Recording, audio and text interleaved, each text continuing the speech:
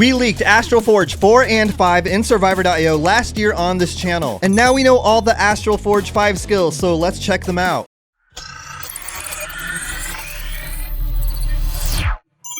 So first of all, the Astral Forge 4 skill is going to be 25% attack or HP, and Astral Forge 5 is going to unlock a whole new skill. Now, I don't know when this is going to come out, and I don't know the resources needed, but I know all the skills for each piece of equipment in the game. Starting with weapons, we have the kunai, and the kunai will have an Astral Forge 5 skill that says The End, kunai damage plus 30%. So we're going to get a new skill that will increase the damage of the kunai, which might make it very useful in Ender's Echo. Next, we have the katana. The katana skill says Soul Snatch. Katana restores plus 5% HP when enemies are defeated. So not only are blade waves going to heal for 3% HP when enemy is hit, when they die, we will also heal by 5%. The shotgun has a skill that says Smart Bullets auto reload when enemies are defeated. So instead of waiting for the shotgun to reload, we will auto reload once we kill enemies. The revolver has a skill that says HE Bullet times 2 revolver explosion radius. As you see down here, once you get a legendary revolver, you will unlock a skill that says minor explosion when enemy is hit, and now that explosion radius is going to multiply by 2. The baseball bat has a skill that says nano weight, unaffected by max cooldown duration but knockback reduced. This sounds like we can surpass the max cooldown duration, but at the same time it's going to reduce the knockback of the bat, which is really what it's useful for. The light chaser has a skill that says sword spirit, required sword array and backward slash trigger hits halved. As you see, there's an excellent and legend skill, triggers backward slash every 5 attacks and leaves behind a sword array every 10 attacks. It sounds like these two triggers are going to be cut in half. Next, we have Void Power, and Void Power has an Astral Forge 5 skill that says Gravity Perception, auto aims at bosses. If there's one flaw about the Void Power weapon, it's that it's kind of hard to aim and it won't auto aim at bosses. Well, now it will. All you need is Astral Forge 5. The last weapon is the Sword of Disorder. Magic Unleashed. Sword Blast triggers sword summons when enemies are defeated. It sounds like the Sword of Disorder is about to get a lot stronger, especially against mobs. It's already great against bosses, now it's going to be pretty good against mobs. When an enemy dies, a Sword Blast will trigger. Moving on to armor, we have the Carapace. Hardcore Key. Max projectile damage reduction is 50%. One thing that this piece of armor can do is reduce the damage you take from bullets. And now that damage reduction is going to be reduced by even more. Next, we have the Traveler's Jacket, Survivolution. For every 200 monsters defeated, plus 5% max HP up to 100%. So every time we kill 200 monsters while wearing the Traveler's Jacket, our max HP will increase by 5%, all the way up to 100%. The Protective Suit, Power Shock, Radiation Pulse Knockback is effective on bosses. This sounds insane. The Protective Suit is now going to knock back bosses. I wonder how that's going to work. The Full Metal Suit has a skill called Metal Fission, plus 1 revivals. So once you get this to Astral Forge 5, you can get 2 revivals like you can with a red Eternal Suit. The army uniform has a skill called Steel Will, can take damage one more time before Inspire fades. A lot of these pieces of equipment will give you Inspire, but that fades when hero is hit. Now you can take 2 hits instead of 1. The Eternal Suit has a skill called Heaven's Coin, get 1 more lucky train on second revival. So we're going to get a lucky train chest once we revive 2 times. Sounds like it might be very useful in Ender's Echo and in the boss phase in Clan Expedition. The Void Waker Windbreaker has Blood Pool. Energy Shield becomes Blood Pool. HP is lost first before Blood Pool when character takes damage. We're gonna have to check that out a little more. Armor of Quietus has Avenger. Entering a boss fight in Soul State resets its max duration. This can be very helpful in going into a Soul State early on. So once you reach a boss, the Soul State is going to go up to 30 seconds once again. This is great for Deathwalker build users. Let's move on to necklaces. First, we have the Bone Pendant. Deep Destruction. Slowed monsters take plus 20% damage. So with the Bone Pendant, you're going to slow enemies down. And with an Astral Forge 5 skill, they will take 20% more damage. The Trendy Charm has a skill called Precision. Skill damage is increased when cooldown is reduced. It sounds like the more you reduce your cooldown, the more damage you can get from skills. We have the Emerald Pendant with Fatal, Radiation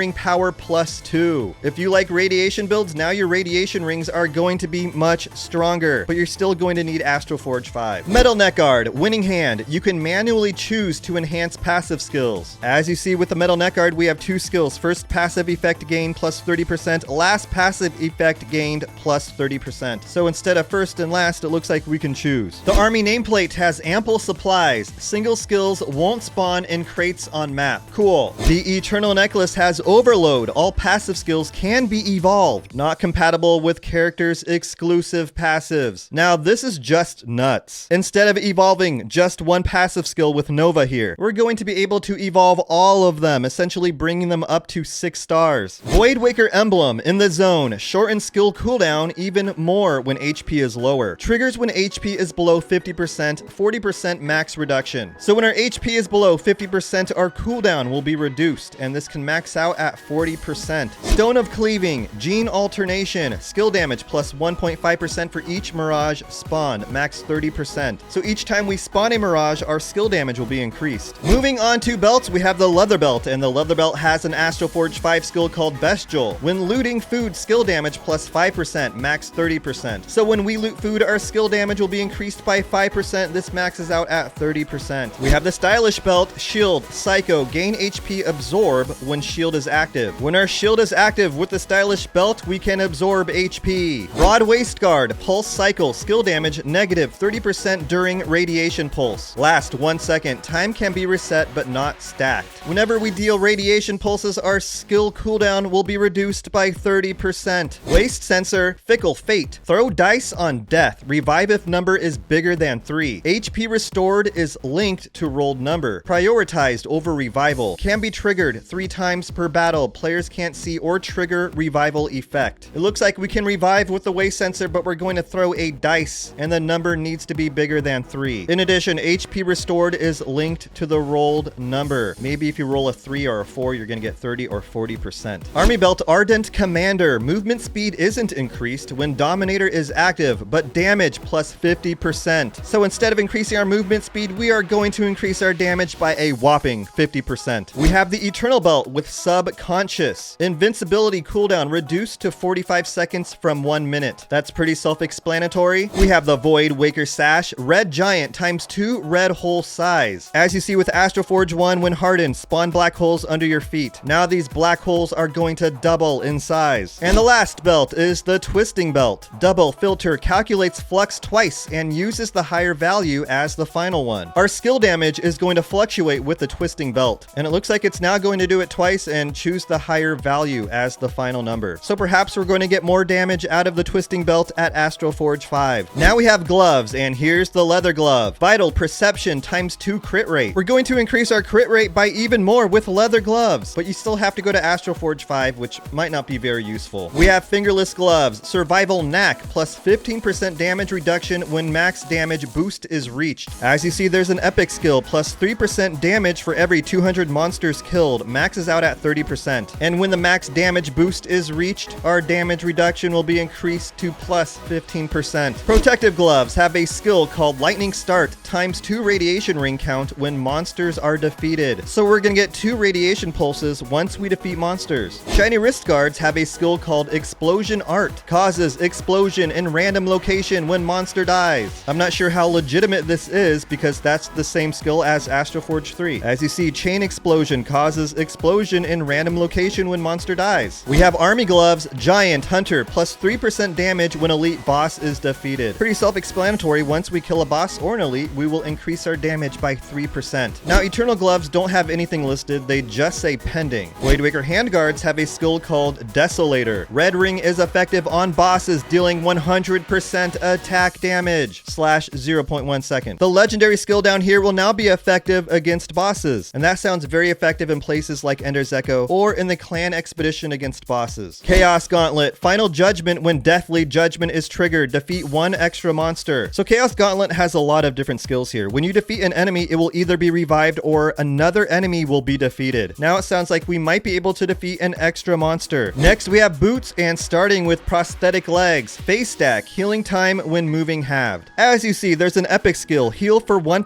HP every 3 seconds when moving. Now the healing time is halved when we're moving. We have High High boots, unwasted energy, times 2 forced march duration. At an excellent grade, gain forced march for 5 seconds, plus 30% movement speed, it can't stack, for every 200 monsters killed. And now the duration is going to be increased by 2%. Layered snowshoes have HE emitter, times 2 radiation ring range. So the range of the radiation rings are going to be increased by 2. With light runners, we have depth perception. Damage boost increased to 30%. After you kill an enemy, you're going to get a damage boost, as you see at an epic grade, damage plus 20% for 3 seconds after killing an enemy. Now it's going to be increased to 30%. We have army boots, high morale, inspired cooldown reduction increased to 50%. At an epic grade, skill cooldown, negative 30% when inspired. Now this is going to increase to 50%. With eternal boots, we have eternal flame, burn effect persist, can't stack. I'm not exactly sure what this means. Maybe enemies are going to stay on fire and continue to burn, losing HP over time. With Voidwaker treads, we have Apex Predator, times 2 predator movement speed to damage boost ratio, max 100%. Instead of increasing our damage to 50%, we will increase it to 100% maybe. We're gonna have to check these out. And last on the list, we have Shoes of Confusion. Stable form, mode switches are no longer affected by time. Switch modes when taking damage. Mode switching has 5-second cooldown. So whenever we take damage, we are going to switch modes. This might be kind of helpful in places against bosses. So instead of waiting every 15 seconds, we simply have to take damage, and maybe we can do that on purpose. These are all the Astral Forge 4 and 5 skills in Survivor.io. I don't know when they're coming out, and I don't know how many resources we need, but it's gonna cost a lot, if you know what I mean. Thank you so much for watching. If you have any questions or tips, leave a comment below, smash like, subscribe, and I'll see you later.